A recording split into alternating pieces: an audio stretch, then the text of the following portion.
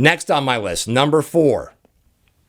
I call it taking things to the nth degree. You've all heard about that in math, the nth degree. This is going above and beyond and preparing as much as you can before you have a crisis. Anybody that's watching me today knows if they've actually gone through a crisis, it is not fun. I've seen executives who I highly respect. I thought they were really smooth, really calm, completely lose it under pressure because they got a billion things going on. So the more that you can prepare now, the better you're going to be. So that would be news release templates that if you have to issue to the media, you've already created a template where you can just kind of fill in some information and give it to them. You can do that very quickly. If you don't know how to create a news release, wouldn't that be helpful to get one in advance so you know what it looks like? Buy time statements.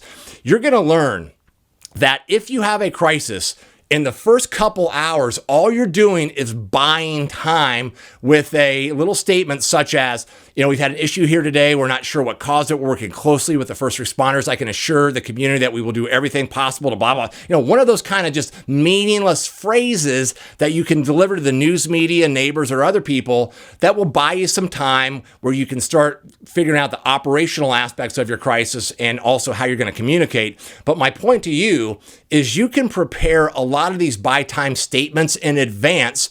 And the other bonus is you can share them with your attorney or your legal counsel, and they can review it and they could change it. And then they could say this, okay, I bless it. And then they've authorized you that if you have a crisis, maybe even your field people can deliver that because nothing in that statement hasn't been vetted already by counsel. So my point is that you figure that out now. You don't wait until the middle of your crisis to figure out your buy time statement. Another thing to consider, it's called a dark website. What is a dark website? A dark website is an area of your website that is not live, that is waiting in the wings for you to activate in a crisis to provide top-level information to not only the public, but the news media. Remember, if you have an incident, one of the first things that a news reporter is going to do, or really anybody looking for information, is Google you. And probably one of the first things that are going to pop up is your website. Wouldn't that be great if that news reporter who knows nothing about the situation clicks on that website and it takes them to a page that has accurate information? By having that there, that will significantly reduce the chance that there will be misinformation in the marketplace. So a dark website, it's not live, it's just waiting in the wings. So what you've done is you've done that now. So you either have a microsite or you have a little page within your homepage that you could do a redirect to, that if you have an incident, you can just send people to that. But my point is you got to get that done now. You might imagine a lot of what I do, crisis consulting, I'm busy when bad things are happening.